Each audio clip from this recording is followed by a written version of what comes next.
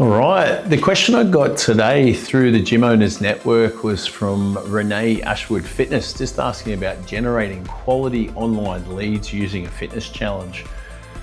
Renee, I really like challenges. I use a challenge 2 or 3 times per year in my business because I still find that format of being disciplined and getting back on track. Maybe it's after winter, maybe it's after something like Christmas, is really popular. I think, committing ourselves to 12 months of anything feels like hard work and it's not terribly motivating. So I like the idea of challenges. I think the challenge or the difficulty with challenges is the marketing. And the reason being is because most people have done a challenge, they do tend to sort of blend in with everything else. So my recommendations, if you want to be effective, if you want more people to take part in your challenge, I've got 5 tips for you. Grab a pen and jot these down. The first one is say what's unique about your challenge.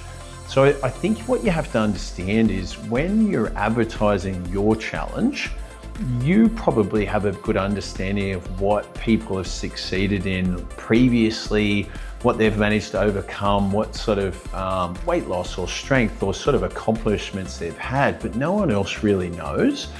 And what they'll do is go back in their memory to a previous challenge they've had and assume that all challenges are the same. So one of the best things you can do in a video, if you're promoting your challenge on Meta, is start by actually articulating what's unique about your challenge. What's different about your approach compared to other challenges that they might have done? Number 2 is talk about who the challenge is for. So not just that it's a great time of the year to be doing it, but think about the age, the type of experience the person requires, maybe the type of goal, whether it's kind of weight loss, whether it's toning, whether it's strength. What's the actual, who is your challenge specifically suited to help? Number 3 is think about the weekly costs. So even if you do a 4-week challenge for $199, it is best to advertise that as $49 a week.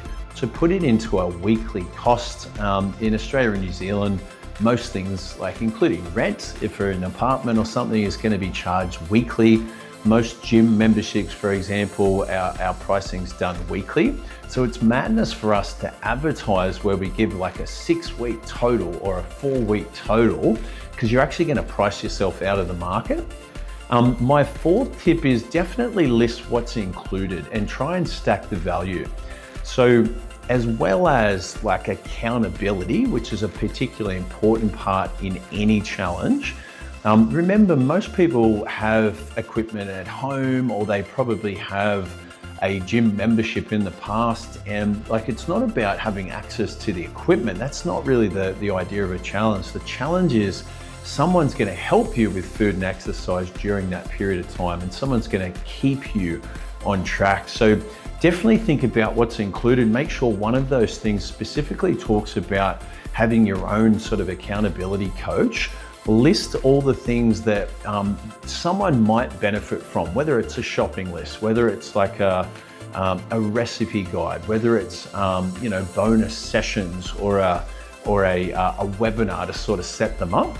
And last of all, I recommend that it is sort of opt-in, where someone just leaves their details and then you chat to them over the phone, as opposed to getting them to register and pay online upfront. And the reason I do that is whenever I've tested it in the past with challenges, most people have questions. Whenever I've done it in the past with challenges, most people will balk at the just paying for it until they find out if their specific dietary needs will be catered for, or if it matters that they're actually traveling away for school holidays during the challenge period.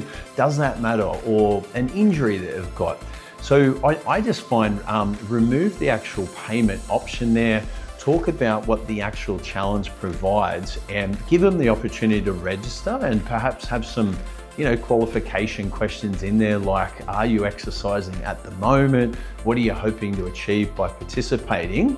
And then get on the phone so you can qualify that they're a good fit, someone that you can definitely help, but also so they can qualify you, put their concerns at ease. And really, when they do pay, when they do register, do it with like a real confidence. And the reason I say that is not just to kind of make sure the onboarding is smooth, but I find someone that has confidence in you and that they're being looked after will approach the challenge with a different level of enthusiasm and a different level of commitment, and therefore get a better result. If they get a better result, they tell friends. If they get a better result, they're likely to try the challenge again at some point. So they're my 5 tips for marketing a challenge. I think challenges are fantastic, but we've all sort of been challenged to death. So I think you have to think, like, stop for a moment before you record your video, before you start advertising, and think about what's unique, who's it for. Put your costs weekly rather than sort of over 6 weeks if it's a 6-week challenge. Definitely stack the value and put lots and lots of things where it feels like it's such good value to take part. And last of all, make sure to get people to opt in and have a conversation with them, as opposed to expecting that they'll feel confident enough to register, because the challenges do vary, and that's actually going to work in your favor if you jump on the phone and explain that and articulate the differences for you. Renee, I wish you luck in advertising your challenge. If there's anything I can help with, be sure to let me know. And likewise, guys, if you're a fitness business owner in Australia or New Zealand and you're interested in, you have a question, maybe you're stuck on something, marketing, sales, or team related, be sure to jump into the Gym Owners Network, our free Facebook group, and post a question, and I'll do my best to give you a hand. Thanks.